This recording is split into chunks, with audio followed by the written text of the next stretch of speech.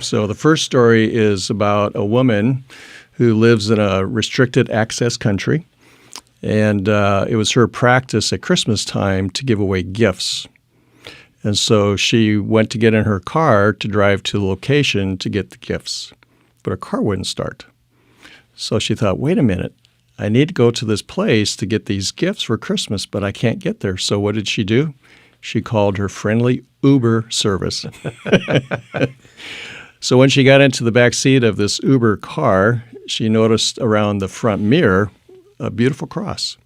So she complimented the Uber driver. She said, thank you so much for having that cross there. And she says, well, one of my riders accidentally left it in my car.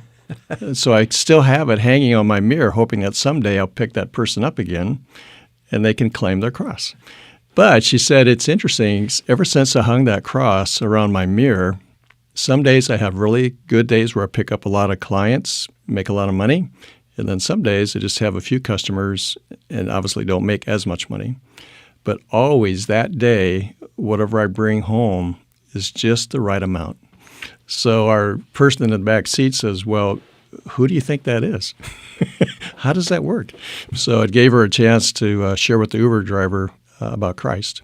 So when they got to the location, she said, would you mind waiting for me? I'll go get my box and then you can take me back home. So she waited for about 5 minutes, and the lady comes back with this real large box and puts it in the back seat. And then she immediately begins to open up the box because she wants to see, oh, what's inside for Christmas? What do I get to give away? Well, she came across a book called The Real Story of Jesus.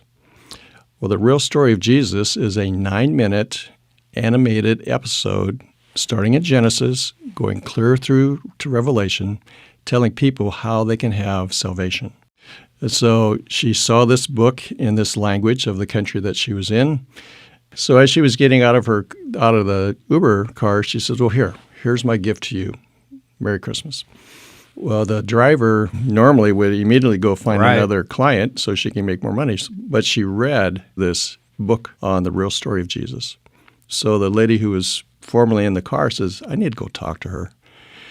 An hour later, after much discussion, the Uber driver said, yes, I want to become a follower of Jesus. Wow. For those of you who are listening here in the U.S., you can have the English version of The Real Story of Jesus by simply going to the website, therealstoryofjesus.com. And we will give you a link in the show notes this week at vomradio.net.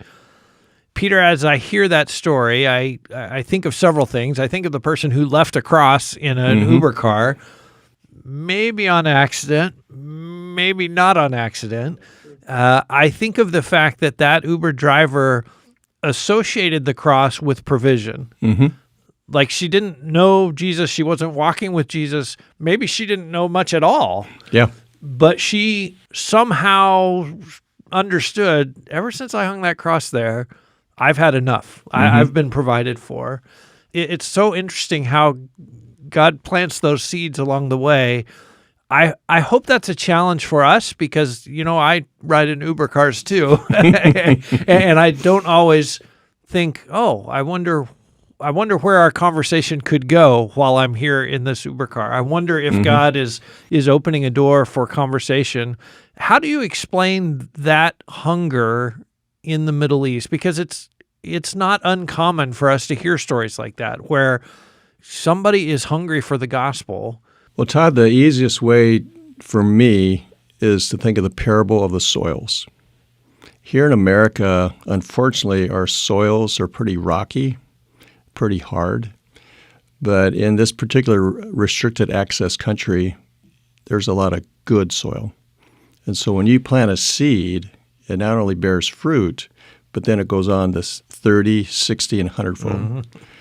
So it is not unusual. I mean, if we could follow up with this Uber driver, it would not surprise me if she already has family members and friends who have become followers of Jesus because of her testimony. Yeah. And people sitting in the back seat of her car. That's right. Now she does say, well, that's my cross. Let me tell you more about it. Part B of the story is the woman who got the booklet also has a magazine. It's about a 54-page magazine that shows different topics. One is a food section. One's a movie section. Another section is VOM stories of persecuted Christians. And so this lady who gave away the salvation booklet also gave her a magazine. And so it would not surprise me if the Uber driver has that magazine in the back of the seat in front of the person who's taking the ride. So while we're riding along, you've got time. You can just read some articles.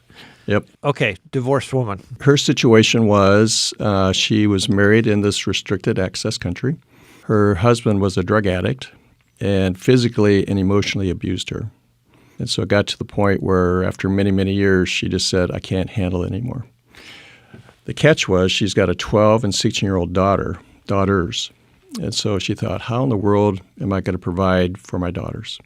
So around Christmas time, somebody came to their door and left a box. Now, I don't know if the same lady who was riding in the Uber, but in this particular city, the local house churches went door to door and dropped off Christmas gifts, one of which included the salvation booklet that we just talked about. Well, I'll shrink the story, but the divorced woman gave out the salvation book to her 16-year-old daughter and the magazine to her 12-year-old daughter. Well, they consumed them right away. They just went to the rooms, read them, loved it. And so when she got back the salvation booklet from her daughter, she says, I need to read this too. Well, it took her about 3 minutes. It's just a very short book. And as a result, she says, I think I'm ready. That fast? That fast. So then she was living with her mom. Her mother had allowed her to move back with her family. And so she wanted to start witnessing to her mom, which again, in this particular case, the story does not end with the mother yet becoming a follower. So Todd, at the end of our presentation today, we're going to ask your listeners, your viewers, to pray for this mother, actually a grandmother also, who would say yes to Jesus. Who knows, maybe they'll host a house church in their home someday. Amen. We believe by faith that will happen.